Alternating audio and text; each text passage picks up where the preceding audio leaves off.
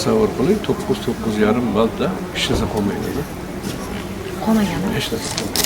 Mana endi mana 1580-yilda Akbar Shoh bosh vaziri Abul Fazl Fazliy Hindi Obodiy yozgan Mavolidul Karim kitobi asl nusxasi.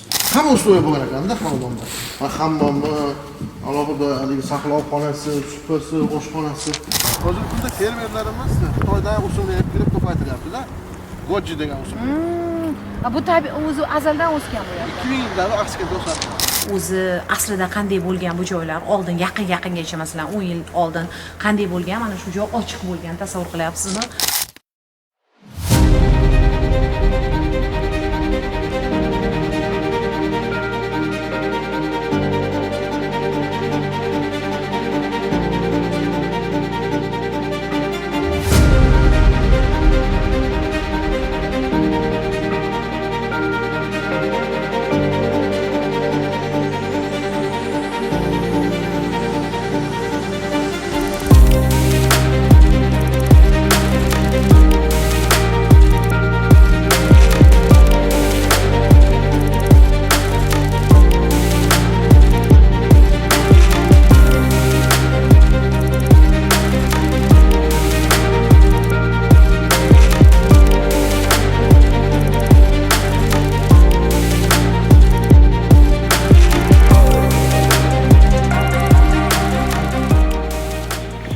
Bu 7. asr deyimiz 1620-yilda.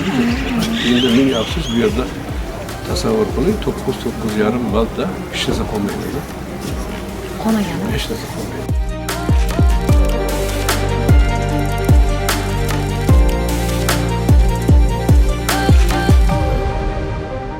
Yangi axsi temuriylar davri axsida hozir 5 ta bo'limdan iborat. Shundan bittasi bir ilmiy markaz xalqaro, xudo xolasa bu yerda bu kitoblarimiz hammasi Joy-joyiga albatta diniysi bor, albatta dunyoviy. O'zi ilmda diniy, dunyoviy degan narsa yo'q o'zi islomda. Shuncha narsa saqlangan ekan. Saqlangan. Qayerda saqlangan? Xalqimizga ming rahmat, jonlarini garovga qo'yib saqlashgan. Hammasi qo'yiladi. 4 to'qqiz. Demak, xususiy manbalardan Bularni odamlarimiz olib kelishyapti. Tarixdir, diniy mastur, yo bo'lmasam tabobatdir, ko'rilmagan. Mana shu bir parcha qog'oz chiqqan odam ketavergan. Bu Fuzuliyni devorlari ekan mana shu g'azallar. Fuzuliyni. Adabiyot. Mana qo'l yozma. Bu bosma emas, mana ko'ring. Hozir kompyuter ham buni chiqara olmaydi. Qo'l yozma. Fuzuliyniki. Qog'oz ham borda. Shunaqa? bir kamida 2 asr bo'lsa kerak. Ha. Endi bu yerda bu 10 asrligimiz bor. Ilk o'rta asrlarga oid bo'lgan kitoblarimiz bor. Ha. Hozir qancha endi sanalganmi? Qancha kitob bor bu yerda? Hozir 4 mingtadan ham oshdi. Minglab. Mingdan ko'pi qo'l yozma. Ha. Mana hidoya. Burxoniddin Marg'iloniy buvamizning mashhur hidoya sharif asarlarini qo'l yozmamiz hozir.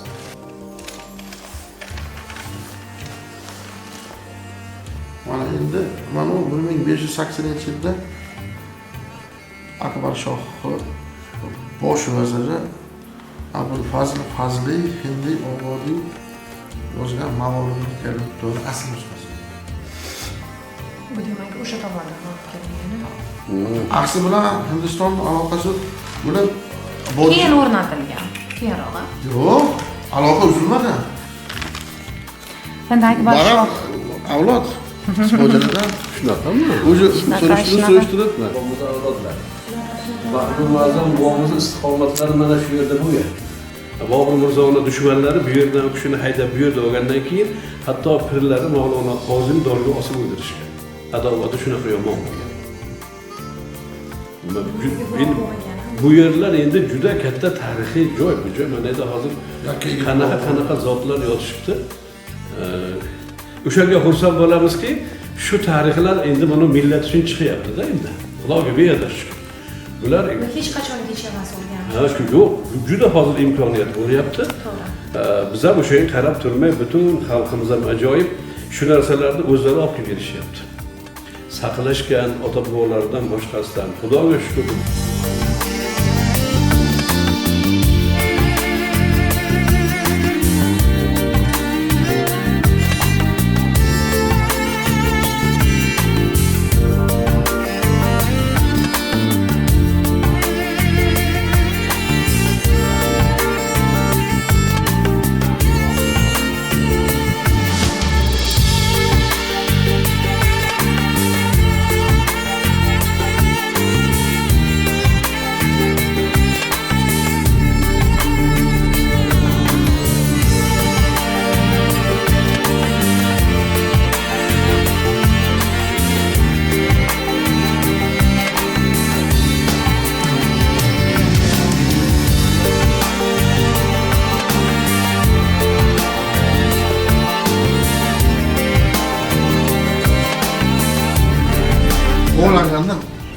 masjid fundamentidan chiqaramiz.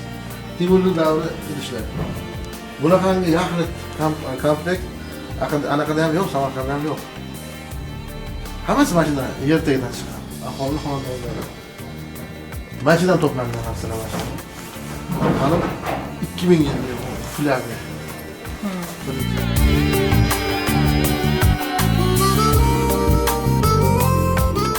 Dok kelib mana qayerda edi? O'zi mana yerda agar aslida baqa keladigan bo'lsa 14 kilometr. Mana 4 kilometr. Mana bizni kompleks. Yo'l kerak-a, demak. Mashinadan yo'l qilyapmiz o'zi. Ikkita majmua uriladi bir-biriga.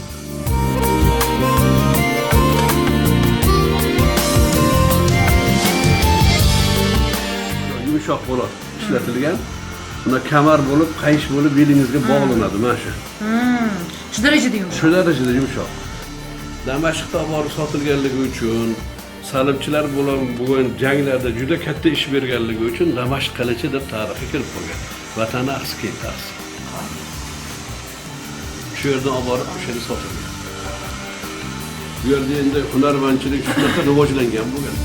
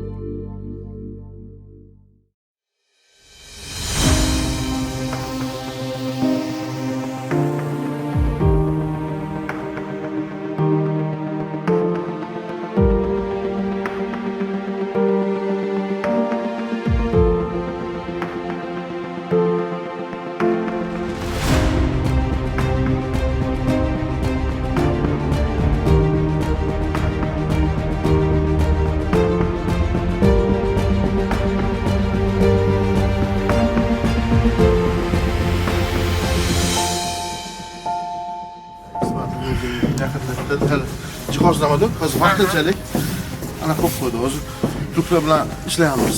Demak, mana keladigan bo'lsa bu yerga sayyohlar. Videolar qilamiz, yer ekranlar qilamiz, shu atrofda ekranlarni o'zi ketamiz. Videolashtirish. Voy, tepasi oq joy qayerda edi? Biz turgan joymi? Mana tepasi oq joy.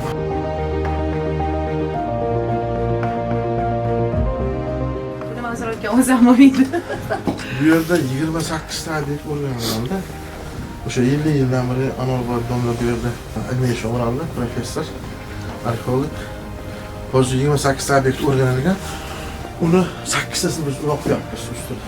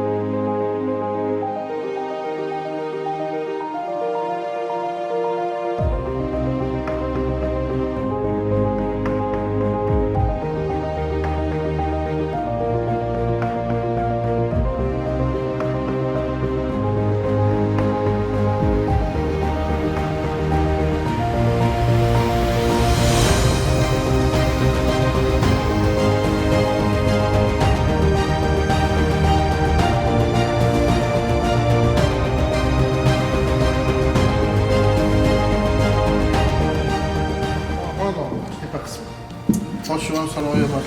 Hamma uslubi bo'lgan ekanda xonadonda.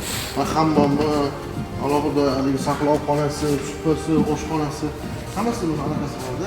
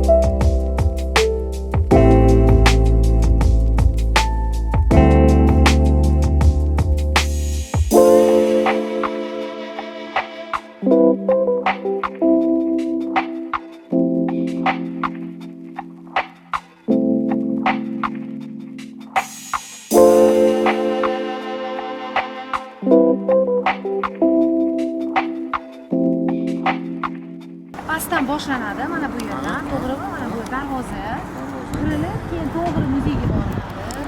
Muzeyda aylanib obyektlar ko'rsatadi. 8 ta muzey. Lekin sayyohlar albatta shu yerga ham chiqishi kerak, chunki bu manzaradan bahramand bo'lmaslik gunoh. Reja bor. Shu darajada go'zal. Yo'llar qilamiz, tropinkalar, yo'llar, boshqalar qilamiz. Endi yana bitta narsa men sizga aytaman. Hozirgi kunda fermerlarimiz Xitoydan usulni olib kelib ko'paytiryaptilar. Goji degan usul. Bu tabiiy o'zi azaldan o'sgan bu yerda. 2000 yildan aksiga o'sadi. Bu Xitoy aksiga olib ketgan. Ha, mana bularning hammasi. Mana ular goji, dorivor usul dedi. Sirdaryo mana bu tomonda ekani ham juda ham muhim. Chunki bu yerga kelib daryoni ham ko'rib ketasiz. Tarix ko'radi. 2 soat, 3 soat vaqt ko'rgandan keyin daryo bo'yiga tushib, ekoturistik maskanlar, o'sha gastroturizm. O'zi shaharlar har doim daryo bo'yida bo'lgan, u suvga yaqin joyda. Demak, buning ham o'ziga yarasha mantiqli-da, ya'ni bu hozir turgan joyimiz. Sal oldin mana bu yerni aytayotgan edimda, mana siz hozir menga tushuntirdingiz-ku, mana o'rtada tepalik, devor, o'rtada hozirgi zamon, undan keyin ozgina sovet davriga xos arxitektura, tepada parabolik antennalar, keyin yana qadim tarix davom etadi. Ya'ni bir necha davr bir joyga kirib olganda, o'zida mujassam, ya'ni baribir haqiqat namoyon ko'z oldingizda. Ajoyib, ajoyib. Rahmat bu sayohat uchun. Unutilmas.